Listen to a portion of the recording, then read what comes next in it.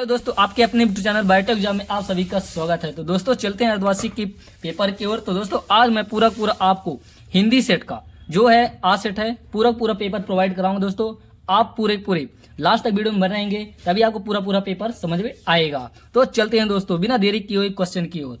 तो दोस्तों इसमें कुछ निर्देश दिए गए हैं, आप देख सकते हैं। पूरा का पूरा निर्देश आप पढ़ लेंगे और तभी जो प्रश्न दिए गए हैं तभी हल करना स्टार्ट करेंगे। तो आप दोस्तों प्रश्न क्रमांक 1 में दिया गया सही विकल्प का चयन कर आपको लिखना है। तो इसमें दिया गया है वीर गाथा काल के श्रेष्ठ महाकाव्य का नाम क्या है। तो जिसमें 4 ऑब्जेक्टिव दिए गए हैं, आपको एक चूज करके लिखना है। तो इसमें जो होगा दोस्तों आंसर वो होगा पृथ्वीराज रासु होगा दोस्तों। दूसरे में दिया गया कैदी और कोकिला रचना है। तो इसमें क्या है आपको बताना है। जैसे दिया गया है 4 विकल्प सभी में दिए गए हैं जो आप देख सकते हैं। जिसमें होगा जो आंसर होगा, मैं आपको आंसर बताया जा रहा हूं। इसमें जो होगा माखनलाल चतुर्वेदी होगा। तीसरे में दिया गया है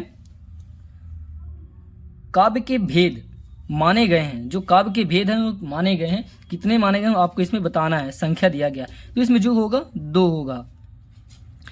फिर दिया गया चौथे नंबर पे दिया गया है झूरी के साले का नाम था। जो झूरी के साले का नाम क्या था आपको इसमें बताना है। तो इस पे दिए गए हैं मोती, सुरेश, गया और हीरा। तो ये जो नाम था झूरी के साले का नाम वो गया था।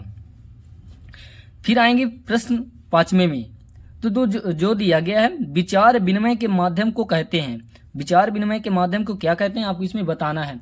जो होगा इसमें आंसर होगा या उत्तर होगा भाषा होगा दोस्तों। फिर दिया गया पढ़ीश्वरनाथ रेणु की प्रसिद्ध आंचलिक उपन्यास का नाम है। तो क्या नाम था आपको इसमें बताना है। तो जो होगा आंसर इसका होगा मैला आंचल होगा। अब आएंगे प्रश्न क्रमांक 2 में। इस पे दिया गया है रिक्त स्थानों की पूर्ति कर लिखिए। आपको रिक्त स्थान इस पे भरना है। जो इसमें 3 दिए गए हैं विकल्प टाइप पे, इसी में एक आंसर होगा। तो जो हो इसमें आंसर होगा वो इसमें दिया गया है कवि रस खान बार जो खालिस्तान में जन्म लेना चाहते हैं। वो कहाँ लेना चाहते हैं, ब्रज गोकुल में। दूसरे में दिया गया कविता के शाब्दिक अनुशासन का नाम खालिस्तान है। तो क्या है आपको इसमें बताना है, छंद होगा। अर्थालंकारों में चमत्कार खालिस्तान के कारण होता है। तो किसके कारण होता है, वह होता है अर्थ के कारण। दोस्तों आप वीडियो में लास्ट तक बनाएंगे, स्क्रीनशॉट भी लेते जाएंगे और अच्छे से वीडियो को ध्यान से देखेंगे और सुनेंगे। इस पे जो दिया गया चौथे में महादेवी वर्मा के बाबा उन्हें खालिस्तान बनाना चाहते थे। क्या बनाना चाहते थे आपको इसमें बताना है, वह विदुषी बनाना चाहते थे। अनंत का विलोम, जो अनंत शब्द है उसका विलोम क्या होगा आपको इसमें बताना है।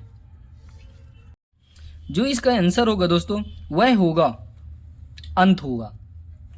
फिर दिया गया है रीढ़ की हड्डी एकांकी में कुल खालिस्तान पात्र है, वह छह। क्या होगा, छह होगा दोस्तों। प्रश्न क्रमांक 3 में दिया गया दोस्तों निम्न लिखित कथनों के समक्ष सत्य या असत्य लिखना है आपको। तो जो इसमें कबीर एक समाज सुधारक थे, तो यह सत्य होगा। क्या होगा, सत्य है।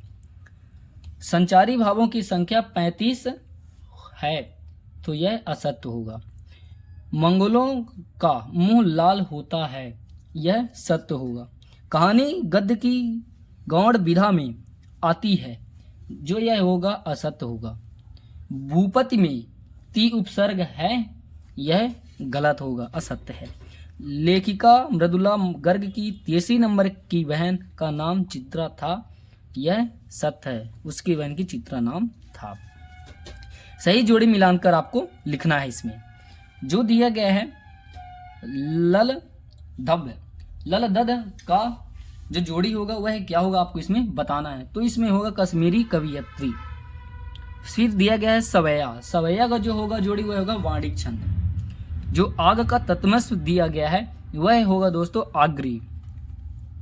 हरिशंकर परसाई, जो हरिशंकर परसाई वह हंसते हैं रोते हैं। इंद्र का पर्यायवाची जो होता है वह सुरपति होता है। बागलकोट, जो बागलकोट है उसका जो जोड़ी होगा वह कर्नाटक का छोटा कस्बा है। ठीक है। फिर प्रश्न क्रमांक चलेंगे 5 में। तो प्रश्न क्रमांक 5 में क्या दिया गया दोस्तों, एक वाक्य में उत्तर आपको लिखना है। तो मैं दोस्तों बोलते जाऊंगा, आप ध्यान से सुनेंगे और लिखते भी जाएंगे। ठीक है। तो निम्नलिखित प्रश्नों के वो एक उत्तर एक वाक्य में लिखना है आपको। तो जो दिया गया है, गांव में शहरी मेहमान, कोष्टक में दिया गया है दामाद की तरह सज धज कर कौन आया था। इसमें आपको बताना है, गांव में शहरी मेहमान दामाद की तरह सज धज कर मेघ आए थे। कौन आए थे? मेघ। मेघ यानी बादल आए थे।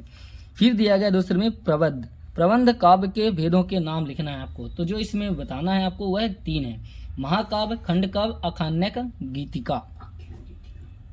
फिर दिया गया तीसरे में, श्यामा चरण दुबे ने किस विश्वविद्यालय से पीएचडी की उपाधि प्राप्त की थी। तो श्यामा चरण दुबे ने नागपुर विश्वविद्यालय से पीएचडी की उपाधि प्राप्त की थी।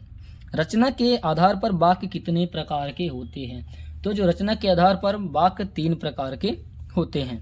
लेखिका मृदुला गर्ग की परिदादी ने मंदिर में जाकर क्या मन्नत मांगी थी।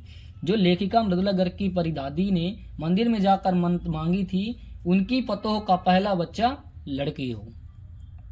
इस जल प्रलय में पाठ में बाढ़ के पानी को क्या कहा गया है। तो इसमें क्या कहा गया है? मृत्यु का तरल दूत कहा गया है। क्या कहा गया है? मृत्यु का तरल दूत कहा गया है। फिर आएंगे यहाँ से 2 नंबर के क्वेश्चन स्टार्ट हो जाते हैं दोस्तों। आप देख रहे हैं, पद्य साहित्य के इतिहास को कितने कालों में बांटा गया है। क्रम से कालों के नाम लिखना है आपको। इसमें अथवा भी मिलेगा, पूरे पूरे यहाँ से अथवा आपके चालू हो जाएंगे। इसका दोस्तों मैं वीडियो बाद में अपलोड कर दूंगा, आप वहाँ से आंसर प्राप्त कर सकते हैं। तब तक के लिए आप पूरे पूरे प्रश्न देख सकते हैं। फिर दिया गया समुद्रनाथ पंत अथवा माखनलाल चतुर्वेदी के भाव संदर्भ की कोई 2 विशेषताएं लिखना है। इनमें से दोनों कवियों की विशेषताएं आपको बताना है। फिर दिया गया है दोस्तों, कवि पंत ने गांव को मरकत डिब्बे से खुला क्यों कहा है। इसका आपको पूरे पूरे उत्तर लिखना है। फिर 9वें में दिया गया, किस शासन की तुलना तम के प्रभाव से की गई है और क्यों। तो बच्चों आप यहाँ पे देख पा रहे हैं, यहाँ पे 7 और 8 नंबर क्वेश्चन है। जो बाकी क्वेश्चन भी हैं, इन क्वेश्चनों के आंसर मैं नेक्स्ट पार्ट में लाऊंगा। तो आपको कुछ करना नहीं है, बस चैनल सब्सक्राइब करना है, साथ में वीडियो को शेयर करना है अपने साथियों के साथ। और हमारा व्हाट्सएप ग्रुप, टेलीग्राम जो लिंक डिस्क्रिप्शन में दिया गया है वो भी ज्वाइन करें और वीडियो को मजे लें। मिलते हैं अगली वीडियो के साथ। जय हिंद, जय भारत।